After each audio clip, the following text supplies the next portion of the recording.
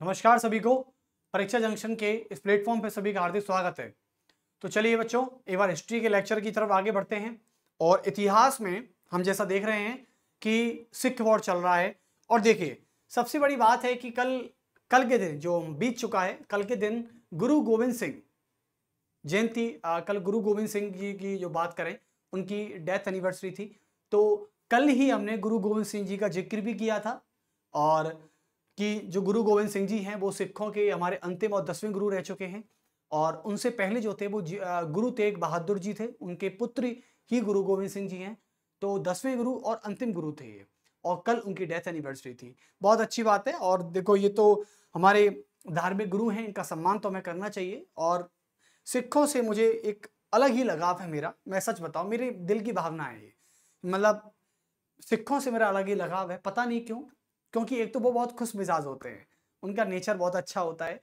और वो दिल बहुत, मतलब कहते हैं ना कि वो हमेशा दिमाग से नहीं सोचते। मतलब दिमाग तो है, खैर वैसी बात नहीं, लेकिन वो एक कपटी मन से नहीं सोचते। वो दिल खोल के बात जो भी कहते हैं वो दिल खोल के कहते हैं। इसलिए मुझे सिखों के एक्सप्रेशन बहुत अच्छा लगता है।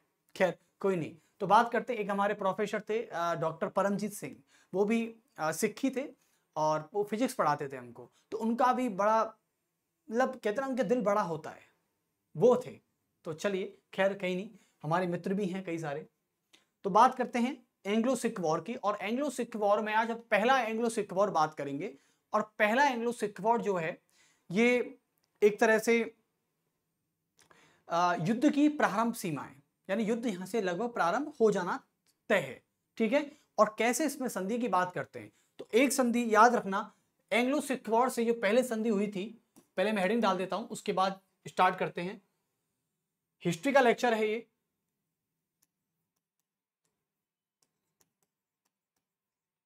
हिस्ट्री में आएगा एंग्लो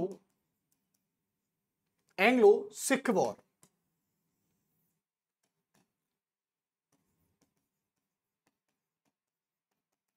एंग्लो सिख वॉर यानी आंग्ल सिख युद्ध। अब आंग्ल सिख युद्ध जो है, यह है पहला और दूसरा, ये पढ़ने वाले हैं आज हम। ठीक है, चलिए।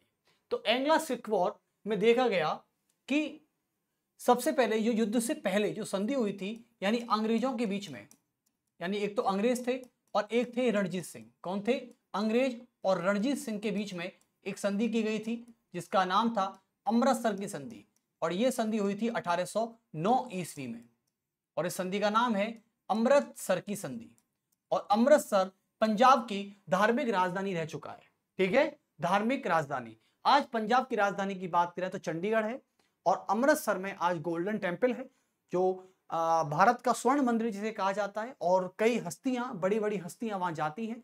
जैसे कि कोई बॉलीवुड स्टार है, तो बॉलीवुड स्टार अपनी फिल्म रिलीज के दिन वहां जाता है। कहते हैं कि वहां जाने से मन्नतें पूरी हो जाती हैं, और क्या होनी भी चाहिए। हमारे सिखों के संप्रदाय का वो मंदिर है। चलिए, इतना पवित्र स्थान है वो। 1809 में अमृतसर की संधि होती है। यह संधि जो थी, यह एंग्लो सिख वॉर से जस्ट पहले हुई थी, और रणजीत सिंह के समय हुई थी। रणजीत सिंह की 1839 में डेथ हो जाती है। रणजीत सिंह के 3 पुत्र होते हैं, खड़क सिंह, शेर सिंह, दलीप सिंह। खड़क सिंह की मृत्यु हो जाती है क्योंकि उस समय की गुटबाजी और जो गुटबाजियों के द्वारा किया गया षड्यंत्र था, उन्होंने खड़क सिंह की जान ले ली थी, और खड़क सिंह गुटबाजी का षड्यंत्र का शिकार हो गया। चलिए, उसके बाद हम बात करते हैं, उनका जो पुत्र था खड़क सिंह का, वो थे नवनिहाल सिंह। क्योंकि आपको पता है, एक परंपरा है उत्तराधिकारी की, कि रणजीत सिंह का बेटा खड़क सिंह और खड़क सिंह का बेटा नवनिहाल सिंह, वही क्या बैठेगा? गद्दी पर बैठेगा। नवनिहाल सिंह अपने पिता की 1839 में अर्थी दे के आ रहा था, और जंगल में ही उस पर आक्रमण किया गया एक विरोधियों के द्वारा। या विरोधी नहीं चाहते थे कि नवनिहाल सिंह गद्दी पर बैठे, या अंग्रेज नहीं चाहते थे। अब कौन नहीं चाहता था वो तो ऊपर वाला ही जानता है। तो लेकिन नवनिहाल सिंह को भी उनके विरोधियों ने, रणजीत सिंह के विरोधियों ने, और रणजीत सिंह के विरोधी वे विरोधी जो अंग्रेजों से हाथ मिलाकर बैठे थे, वे कुछ और ही चाहते थे। क्योंकि खड़क सिंह बहुत ही योग्य और बहुत ही एक सही शासक था। ठीक है, नवनिहाल सिंह की भी डेथ हो जाती है, जो खड़क सिंह का बेटा है। चलिए, 1839 में नवनिहाल सिंह भी खत्म। लेकिन जैसे ही नवनिहाल सिंह के बाद शेर सिंह आया, तो शेर सिंह पंजाब का नवाब बना, पंजाब का शासक बना, पंजाब का प्रधान बना, पंजाब का महाराजा बना, महाराजा शेर सिंह। महाराजा शेर सिंह जैसे ही गद्दी पर बैठता है 1843 के आसपास, जैसे ही अंग्रेज सिंध पर विजय प्राप्त करते हैं और शेर सिंह की वहां पर डेथ हो जाती है। चलिए, तो आपको सही पता होगा कि किसने मरवाया होगा। दूसरी बात करते हैं दलीप सिंह। दलीप सिंह जो था ये महाराजा रणजीत सिंह का सबसे छोटा पुत्र था, जो कि अवयस्क था। इसकी बुद्धि इतनी मैच्योर नहीं थी, छोटा भी था, उम्र में इतना बड़ा भी नहीं था, और यह दूरदर्शी नहीं था, यह कुटिल नहीं था। यानी राजा में जो लक्षण होने चाहिए वो इसमें मौजूद नहीं थे। अब दलीप सिंह जब पंजाब का राजा बनता है, महाराजा दलीप सिंह के नाम से जाना गया। तो चलिए, अब एंग्लो सिख वॉर में हम ये कह देते हैं सबसे पहले कि 1843 ईस्वी में जैसे ही अंग्रेजों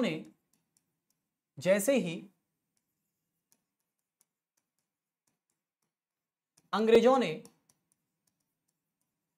सिंध पर विजय प्राप्त की,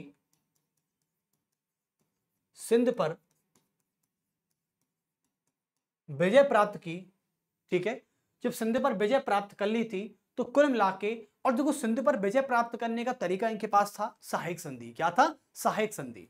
तो 1843 में जैसे ही अंग्रेजों ने सहायक संधि के माध्यम से सिंध पर विजय प्राप्त की, तभी पंजाब के राजा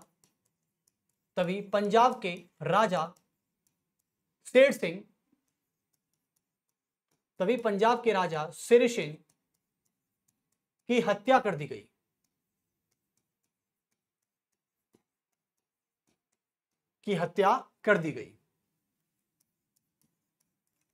चलिए, तो हत्या हो गई, ठीक है। अब शेर सिंह के बाद आता है दलीप सिंह। तो लिख सकते हैं हम कि 1843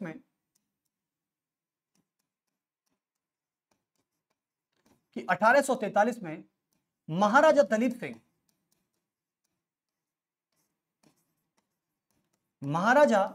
सिंह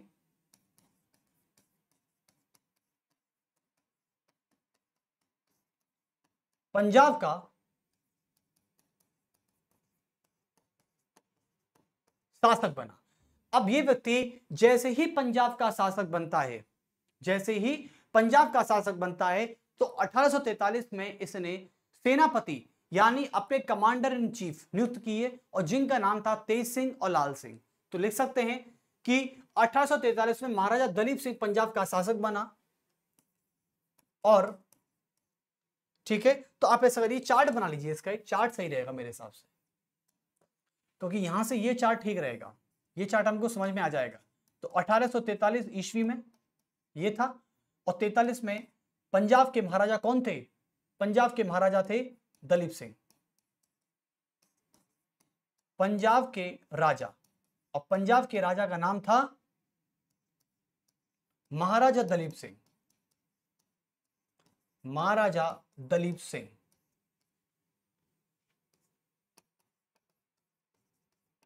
ठीक है, उसके अलावा पंजाब के सेनापति का नाम क्या था? पंजाब के सेनापति, देखो ये फैक्ट है, कहानी में आपको बता के चलूंगा। तो पंजाब के सेनापति का नाम क्या है? तेज सिंह और लाल सिंह।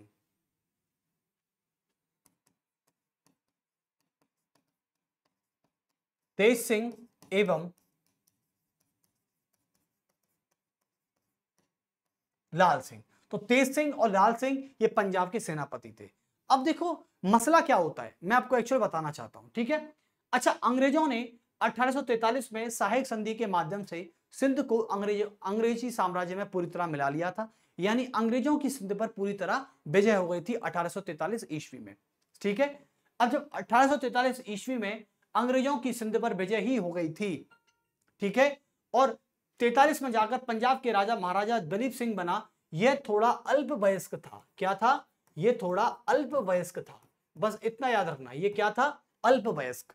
इतना बुद्धि नहीं था इसमें, इसकी एज भी इतनी नहीं थी, इसकी आयु भी इतनी नहीं थी जो युद्ध को लेकर सोच सके या दुश्मनों को धूल चटा सके, इतना नहीं था इसमें, स्टेमिना नहीं था। तो पंजाब के सेनापति तेज सिंह और लाल सिंह। अब पंजाब के सेनापति क्या करते हैं? तेज सिंह और लाल सिंह, जो अमृतसर की संधि हुई थी ना, अमृतसर की संधि में क्या था कि सिंध की और पंजाब की सीमा को डिसाइड किया गया था, और सतलुज नदी को पंजाब और सिंध की सीमा माना गया था अमृतसर की संधि में। अमृतसर की संधि का उल्लंघन तेज सिंह और लाल सिंह ने कर दिया। मैं आपको बताया था कि सिख जो थे वो इस संधि को अपमानजनक मानते थे, या अपमानजनक नहीं मानते थे तो छोड़िए, आप तो ये सोचिए कि तेज सिंह और लाल सिंह ने महाराजा दलीप सिंह से बिना पूछे, महाराजा दलीप सिंह से बिना पूछे, अपने महाराजा से बिना पूछे इन्होंने अमृतसर की संधि का उल्लंघन कर दिया। यानी सिंध के उस पार अंग्रेजों पर आक्रमण कर दिया, और सिंध के उस पार, और सिंध पर कब्जा किसका है? अंग्रेजों का। तो सिंध पर कौन बैठे हैं? अंग्रेज। अब तेज सिंह और लाल सिंह ने अपने महाराजा दलीप सिंह से बिना पूछे सिंध की उस पार जहां पर अंग्रेजों का अधिकार था उस पर आक्रमण कर दिया। तो जाहिर सी बात है अंग्रेजों को इस बात पर गुस्सा आ गया, और सब पूरा की पूरा जो माथे सिर था वो महाराजा दलीप सिंह के हाथों में आ गया। यानी अंग्रेजों को लगने लगा कि ये तो दलीप सिंह ने आक्रमण करवाया है, क्योंकि जब कोई युद्ध होता है तो उसमें महाराजा ही आदेश देता है कि युद्ध प्रारंभ किया जाए, युद्ध समाप्त किया जाए, या युद्ध को स्थगित किया जाए, पोस्टपोन किया जाए, एक्सटेंड किया जाए। ये सारे आदेश राजा की होते हैं।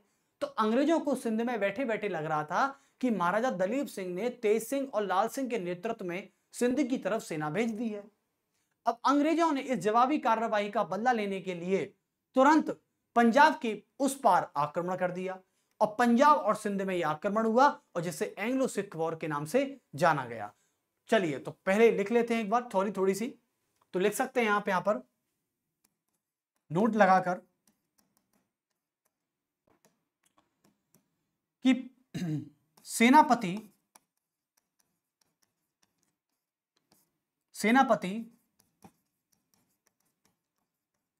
लाल सिंह तेज सिंह ने महाराजा दलीप सिंह से बिना अनुमति के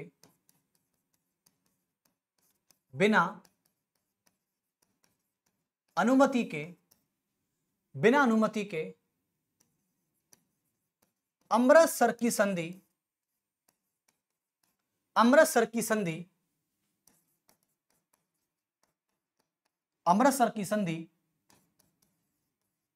1809 ईस्वी अर्थात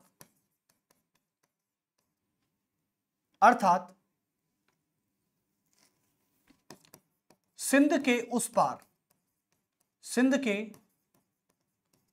उस पार आक्रमण कर दिया, सिंध के उस पार आक्रमण किया। अब जाहिर सी बात है कि जब सिंध के उस तरफ आक्रमण ही कर दिया था तो कुल मिला के अंग्रेजों को गुस्सा आना था। तो अंग्रेजों ने इस उल्लंघन का बदला लेने के लिए इस उल्लंघन का बदला लेने के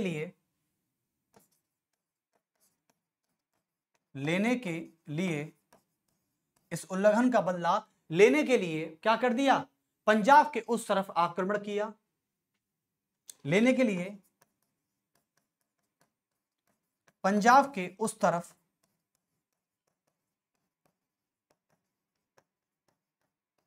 आक्रमण किया, और दोनों सेना आमने सामने हो गई,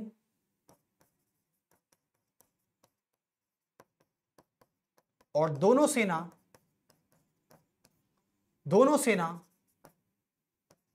आमने सामने हो गई, और लिखें, और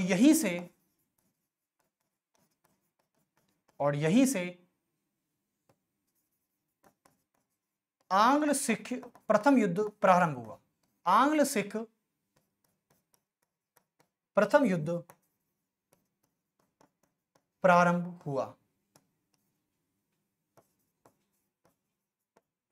और यहीं से आंग्ल सिख प्रथम युद्ध प्रारंभ हो गया। ठीक है, और आपको बता दूं जब आक्रमण किया गया था सेनापति तेज सिंह के द्वारा और लाल सिंह के द्वारा, तो यह आक्रमण किया गया था 1845 में। कब किया गया था? 1845 में। चलिए तो इसको लिख लीजिए, पहला एंग्लो सिख वॉर कब किया गया था? 1845 से लेके और 46 के बीच में हुआ था, और दूसरा एंग्लो सिख वॉर 48 से 49 के बीच हुआ था। चलिए तो आप समझ चुके हैं। अब आते हैं नेक्स्ट, जब आक्रमण हो गया था, दोनों सेनाएं आमने सामने थी, तो दोनों सेनाओं को एक बार आमने सामने कर लेते हैं। चलिए तो दोनों सेना आमने सामने कैसे होंगी? यहां पर होंगे सिख, यहां पर सिख आएगा यानी पंजाब आएगा। चलिए ये पंजाब आ गया। उसके बाद आएगा वर्सेस कौन? अंग्रेज। अंग्रेज आएंगे नहीं आएंगे? चलिए तो अंग्रेज आ गए, और सिख यानी पंजाब और अंग्रेज इधर आ गए। ठीक है, अंग्रेजों की तरफ से जो गवर्नर जनरल था, 1849 है, गवर्नर जनरल था, उसका नाम था लॉर्ड होर्डिंग। क्या था? Lord hoarding, governor general. और गवर्नर जनरल की तरफ से नेतृत्व हो रहा था इसका, और इनका नाम था लॉर्ड होर्डिंग। चलिए ये लॉर्ड होर्डिंग था गवर्नर जनरल यहां का।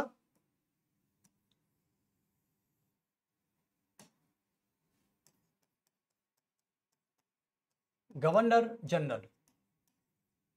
चलिए तो गवर्नर जनरल कौन था अंग्रेजों की तरफ से? लॉर्ड होर्डिंग था। ओके, और सिख और पंजाब की तरफ से राजा कौन था? दलीप सिंह। कौन थे? महाराजा दलीप सिंह। क्योंकि महाराजा का नाम इसलिए आएगा क्योंकि जो भी युद्ध होते हैं दोनों आमने सामने सेनाओं की वजह से, वो राजा के नाम पर रखे जाते हैं। तो महाराजा दलीप सिंह,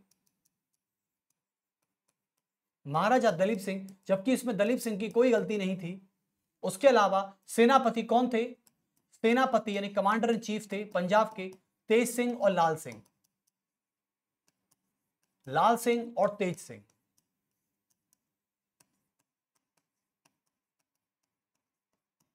चलिए तो लाल सिंह और तेज सिंह कौन थे? सेनापति थे।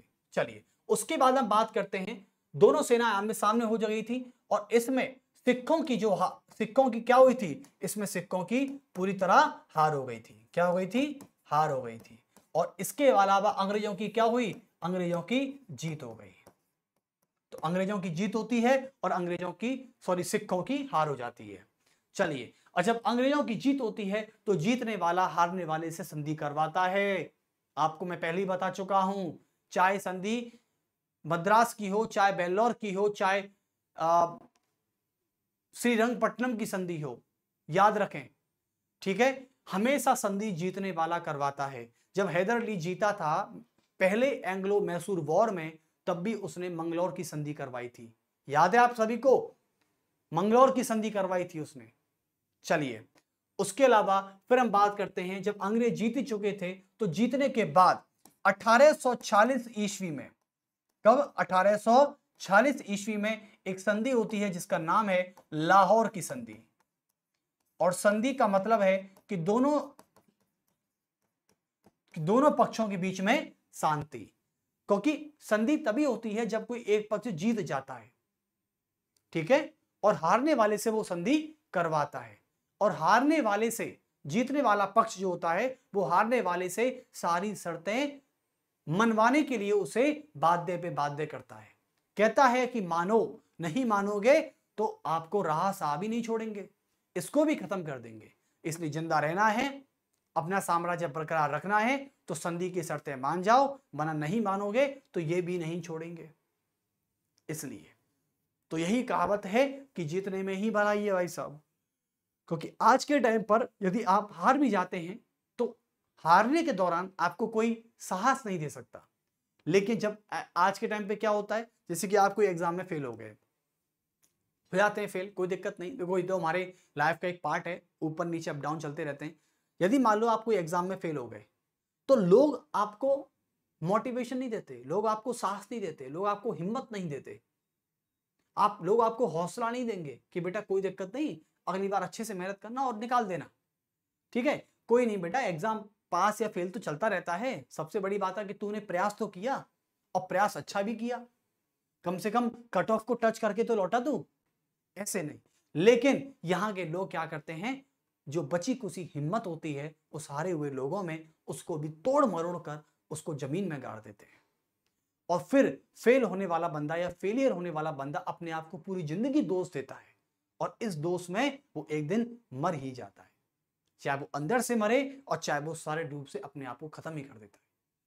आजकल की सुसाइड क्यों होते हैं बताइए? आज हमारे भारत में बात करें तो आत्महत्या की बात करें, सुसाइड की बात करें, क्यों बढ़ रहे हैं? अरे सुसाइड करने वाले ने भी तो कभी जी के देखा होगा ना, कभी उसने जिया भी तो होगा दुनिया को, लेकिन जब उससे जिया ही नहीं गया तब उसने सुसाइड कर लिया। क्यों करता है?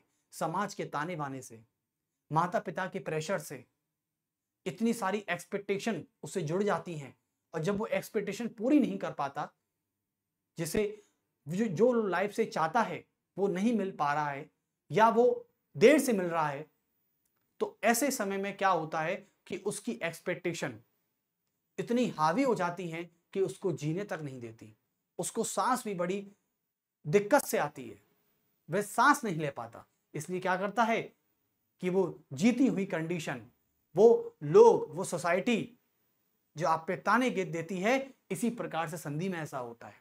जीतने वाला पक्ष जब हारने वाले से संधि करवाता है तो वह सारी शर्त मनवाता है, सारी शर्त मनवाकर यानी हारने वाले पक्ष को वह मजबूर कर देता है।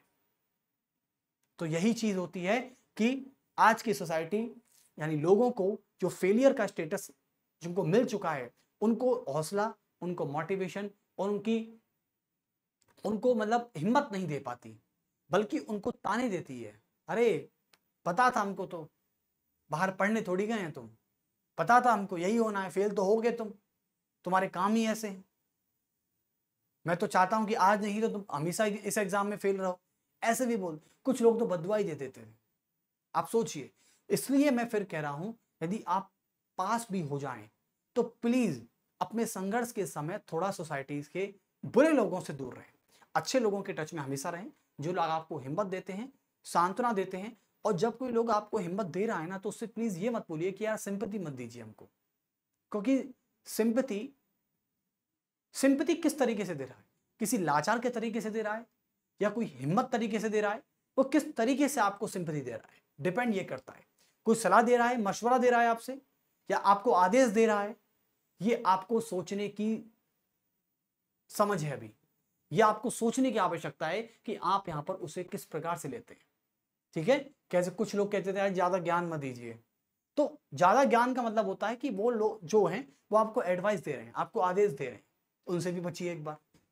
ठीक है, लेकिन जो लोग हिम्मत हैं, हिम्मत के तौर पर कुछ लोगों को अपने पास रखिए, वरना बुरे लोग तो हर जगह हैं, अच्छे लोग बहुत कम हैं। इसलिए हमेशा अच्छे लोगों के टच में रहिए। एक मैं महात्मा गांधी जी की कहावत पढ़ रहा था, और महात्मा गांधी जी की कहावत कुछ ऐसी थी कि महात्मा गांधी की कहावत कुछ ऐसी थी कि अच्छों के साथ अच्छा बनकर रहिए, अच्छों के साथ अच्छा बनकर रहिए, और बुरों के साथ बुरा मत बनिए। अच्छों के साथ अच्छा बनकर रहिए और बुरों के साथ बुरा मत बनिए, क्योंकि कीचड़ से कीचड़ को साफ नहीं किया जा सकता। तो इसलिए अच्छों के साथ अच्छा बनकर रहिए, लेकिन बुरों के साथ बुरा मत बनिए, क्योंकि बुरे के साथ आप बुरा बन गए तो आप उसी बुराई और उसी कीचड़ के समान हैं, और कीचड़ से कीचड़ को कभी साफ नहीं किया जा सकता। चलिए, तो 1840 में लाहौर की संधि होती है, और लाहौर की संधि में 3 प्रस्ताव पेश किए गए अंग्रेजों की तरफ से। और किसको पेश किए गए? सिखों को। क्या पेश किए गए, जरा जिक्र कर लेते हैं। तो लाहौर की संधि में पहला जो पॉइंट आता है, पहला पॉइंट क्या आता है इसमें? पहला पॉइंट यह आता है कि कंपनी को, यानी कंपनी ने पंजाब में सिखों की सेना की संख्या को सीमित कर दिया गया। तो लिख सकते हैं आप कि कंपनी ने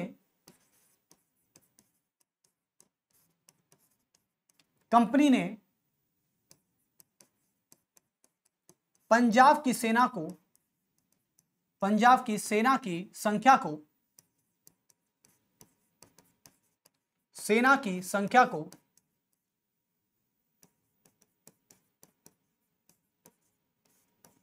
सीमित कर दिया गया।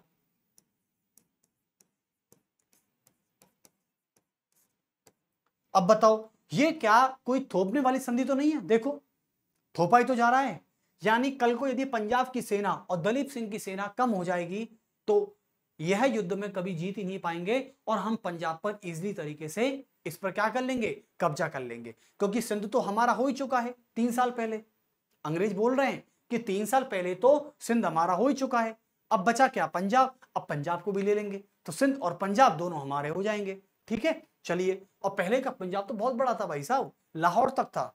चलिए, तो कंपनी ने पंजाब की सेना की संख्या को सीमित कर दिया गया और कंपनी ने पंजाब की सेना को सीमित करने का आदेश दे दिया गया। एक ही बात है। चलिए, दूसरा जो प्रस्ताव था, दूसरा प्रस्ताव यह कहता है कि कंपनी को पंजाब में मुक्त विचरण यानी फ्री मूवमेंट करने की अनुमति मिल चुकी थी। तो आप देख सकते हैं कि कंपनी को पूरे पंजाब में मुक्त विचरण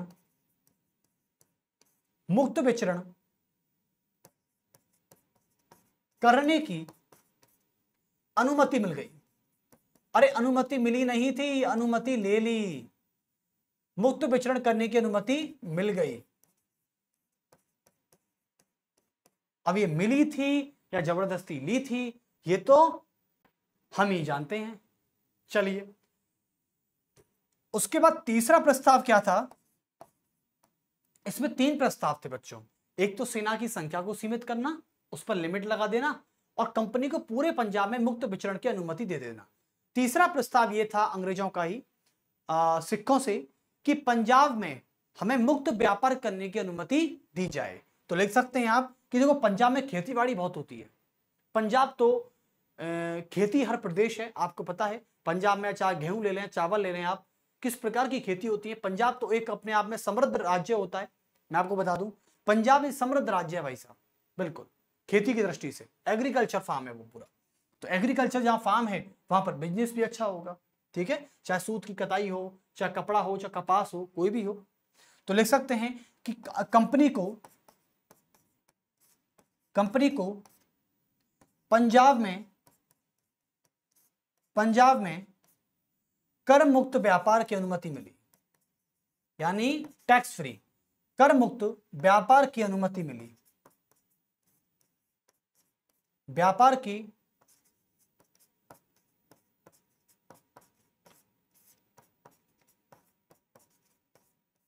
अनुमति मिल गई। ठीक है, बहुत अच्छे। तो लाहौर की संधि आपने पढ़ ली है, लेकिन क्या होता है कि इस लाहौर की संधि को सिख जो हैं वो अपमानजनक मानते हैं। और मानेंगे क्यों नहीं भाई, बताओ मानेंगे क्यों नहीं? क्या इन तीनों प्रस्तावों में से देखिए, लाहौर की संधि में तीनों प्रस्तावों में देखिए, क्या सिखों की एक भी बात को अंग्रेजों ने माना है क्या? सारी बात कंपनी ही सिखों से क्यों मनवा रही है भाई? अब एक बात सोचिए, इस लाहौर की संधि में जो भी प्रस्ताव आपको दिख रहे हैं, जो भी प्रपोजल आपको दिख रहे हैं, 3 प्रपोजल में से मुझे बता दीजिए कि कौन सी एक बात अंग्रेजों ने सिखों की मानी हो। सारी बात कंपनी ने अंग्रेजों सिखों से मनवाई है, जबरदस्ती मनवाई है। तो सिख इस संधि को पूरी तरह अपमानजनक संधि कहते हैं और इसको तोड़ने का फैसला करते हैं। और तोड़ने का फैसला जब होता है तो इसमें एक संधि होती है भैरोवाल की संधि, लिख दीजिए आप इसे, 1846 में ही। लेकिन यह संधि होती है मार्च 1846 में, यह संधि होती है मार्च 1846 में, और भैरोवाल की संधि होती है कहां, दिसंबर में। तो लिख दीजिए दिसंबर 1846, दिसंबर 1846 ईस्वी में, और यहां पर होता है भैरोवाल की संधि। मैं आपको बता दूं, लाहौर की संधि का अपमानजनक बदला लेने के लिए सिखों ने दोबारा आक्रमण किया, लेकिन जब सिखों ने दोबारा आक्रमण किया था तो यह युद्ध हार चुके थे, और युद्ध हारने के बाद फिर से दोबारा से अंग्रेजों ने इसमें भैरोवाल की संधि का प्रस्ताव रखा सिखों से। तो लिख सकते हैं कि भैरोवाल की संधि,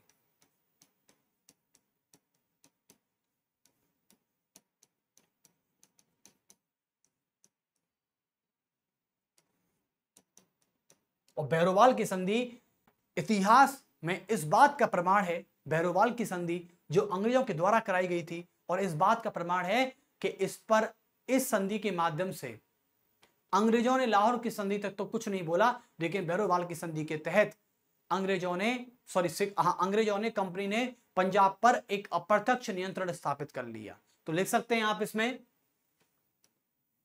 लिख सकते हैं कि अंग्रेजों ने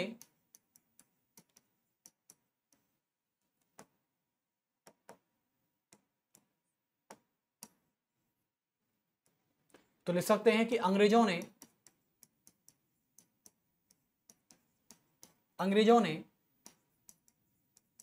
पंजाब राज्य पर अप्रत्यक्ष नियंत्रण स्थापित कर लिया। अप्रत्यक्ष नियंत्रण स्थापित कर लिया।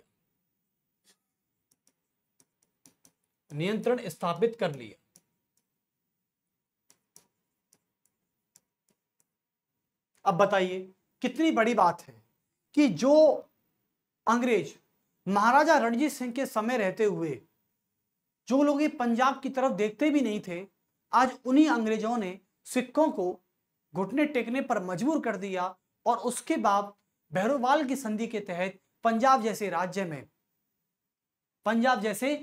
में इन्होंने क्या कर लिया, आज अप्रत्यक्ष नियंत्रण स्थापित कर लिया।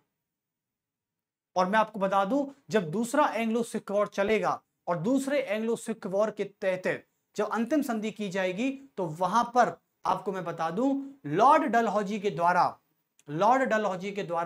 1849 में क्या होगा, क्योंकि आप सभी को पता है, क्योंकि लॉर्ड डलहौजी आने वाला है। हाँ भाई साहब, और लॉर्ड डलहौजी के माध्यम से पता क्या होगा, और चार्ल्स नेपियर के माध्यम से पंजाब जैसे राज्य को 1849 के तहत अंग्रेजी साम्राज्य में पूरी तरह मिला लिया जाएगा। यानी ये वही अंग्रेज हैं जो पंजाब महाराजा रणजीत सिंह के रहते हुए पंजाब की तरफ देखते भी नहीं थे, बल्कि इन्होंने तो सिंध की चिंता थी खुद को, और सिंध की चिंता में आकर इन्होंने महाराजा रणजीत सिंह से संधि की थी कि कल को यदि हम पर कोई आंच आ जाए तो महाराजा रणजीत सिंह हमको बचा लेगा। लेकिन आज देखो, आज सिंध को भी जीत गए और पंजाब को भी जीत गए। चलिए तो देखते हैं आगे दूसरा एंग्लो सिख वॉर। देखो इसमें एंग्लो सिख वॉर में आपकी 3 संधि तक मैंने पढ़ा दी हैं। पहली है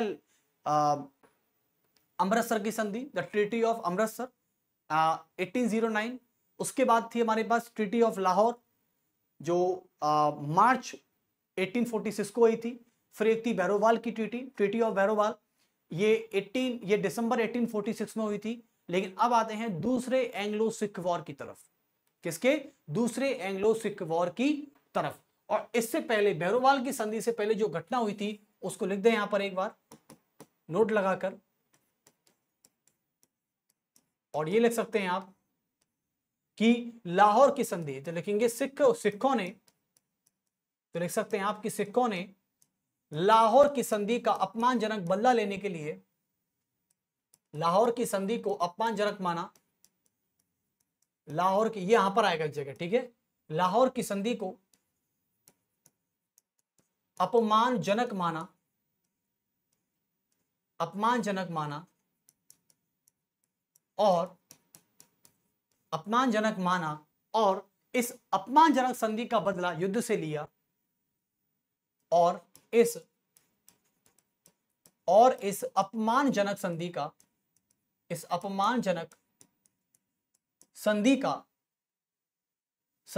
का प्रतिशोध यानी बदला, प्रतिरोध यानी बदला युद्ध से लिया,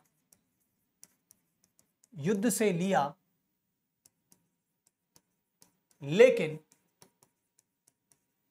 अंत में अंग्रेजों ने, इसमें जीत हार का मसला नहीं है भाई, ठीक है, इसमें जीत हार का मसला नहीं है, लेकिन अंत में अंग्रेजों ने सिखों को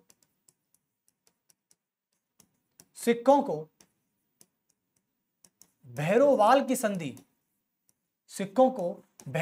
की संधि करने के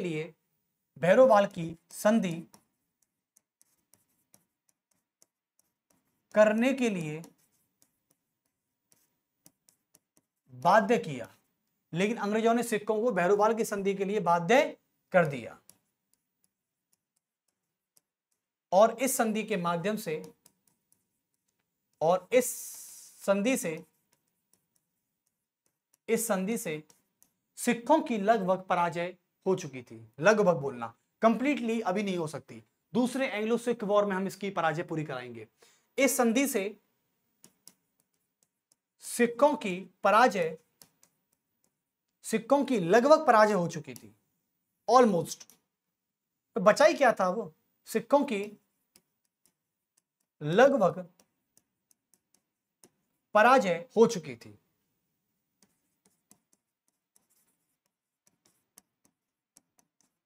पराजय हो चुकी थी। चलिए, तो आपको यहां तक समझ में आ चुका है, ठीक है। एक बात याद रखना, एक बात मेरी, कि अमृतसर की संधि आपसे कभी कोई पूछे कि भाई अमृतसर की जो संधि है, यानी अमृतसर की संधि, ट्रीटी ऑफ अमृतसर, जो अमृतसर की संधि थी, यह युद्ध से पहले हुई थी और इसके बाद में फर्स्ट एंग्लो सिख जो वॉर हुआ था, उसके बाद में 2 संधि की गई थी। मैं आपको बता दूं, यहां पर जो संधि थी उसमें थी लाहौर की संधि, लाहौर ट्रीटी, और यहां थी बहरोवाल ट्रीटी, ठीक है। और बहरोवाल ट्रीटी आपकी होती है कब? दिसंबर 1846 में होती है। उसके बाद लाहौर ट्रीटी की जाती है आपकी मार्च 1846 में, और पहला एंग्लो वॉर होता है आपका 1845 में। अमृतसर की संधि होती है 1809 के 25 अप्रैल को। ऐसे होती हैं याद करने की ट्रिक, याद करने का तरीका ये है, होता है पूरा, ठीक है। और लाहौर की संधि को भूजवानी बोल सकते हैं आप, ठीक है। अब डालेंगे आप दूसरा एंग्लो सिख वॉर।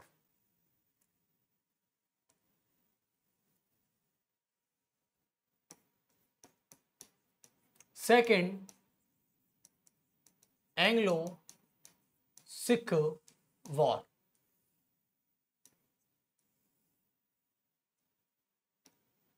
देखिए, दूसरे एंग्लो सिख वॉर की मैं बात करता हूं तो आप सभी को पता है कि पहले एंग्लो सिख वॉर में जब जो बहरोवाल की संधि हुई थी, उसने पंजाब पर पूरी तरह नियंत्रण स्थापित कर लिया था।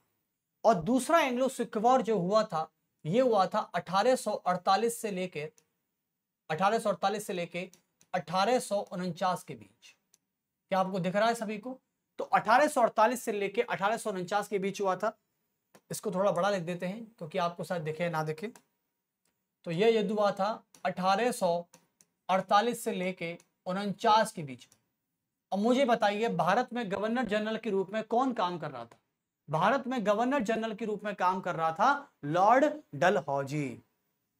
आप बोलेंगे कि सर लॉर्ड डलहौजी कैसे आ गया, बताइए। लॉर्ड डलहौजी यहां पर गवर्नर जनरल के रूप में काम कर रहा था, हाँ जी। और पहले एंग्लो सिख वॉर की तरफ कौन काम कर रहा था? लॉर्ड होर्डिंग काम कर रहा था। कौन कर रहा था? Lord hoarding. होर्डिंग के बाद आया है कौन? लॉर्ड डलहौजी।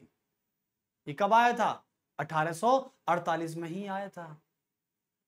और लॉर्ड डलहौजी ने जिस नीति को अपनाया उसका नाम है गोद निषेध नीति, डॉक्ट्रिन ऑफ लैप्स पॉलिसी, व्यपगत सिद्धांत, राज्य हड़प नीति। इंग्लिश में बोला जाता है doctrine of lapse policy. CGL के पेपर में एक बार क्वेश्चन पूछा गया कि डॉक्ट्रिन ऑफ लैप्स पॉलिसी के जनक कौन है, यानी who is the father of doctrine of lapse policy. तो आपका आंसर क्या था?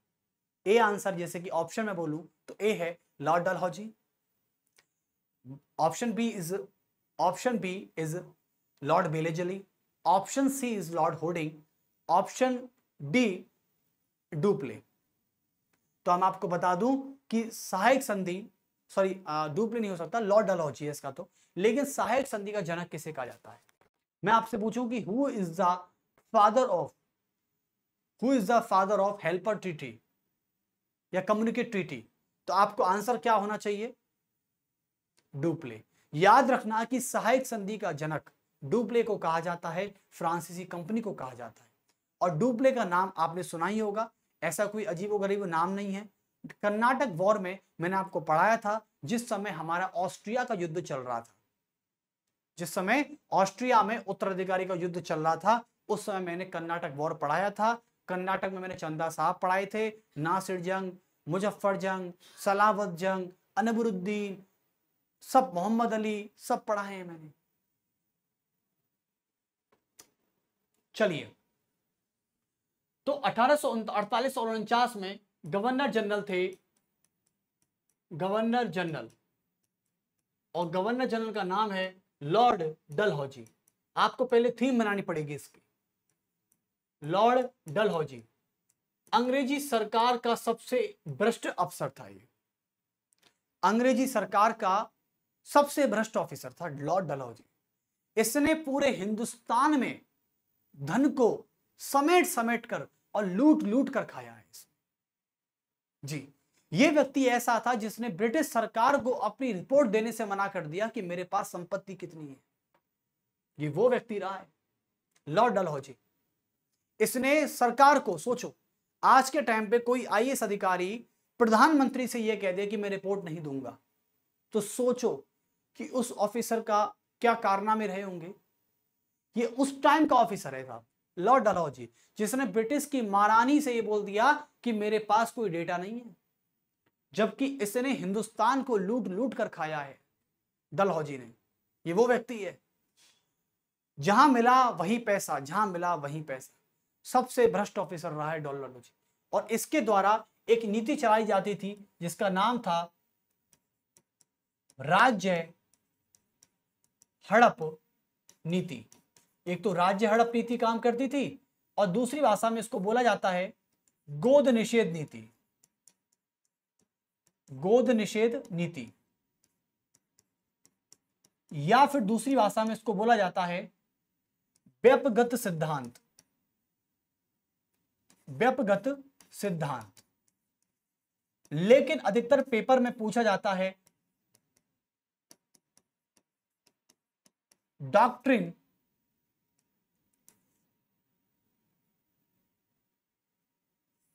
डॉक्ट्रिन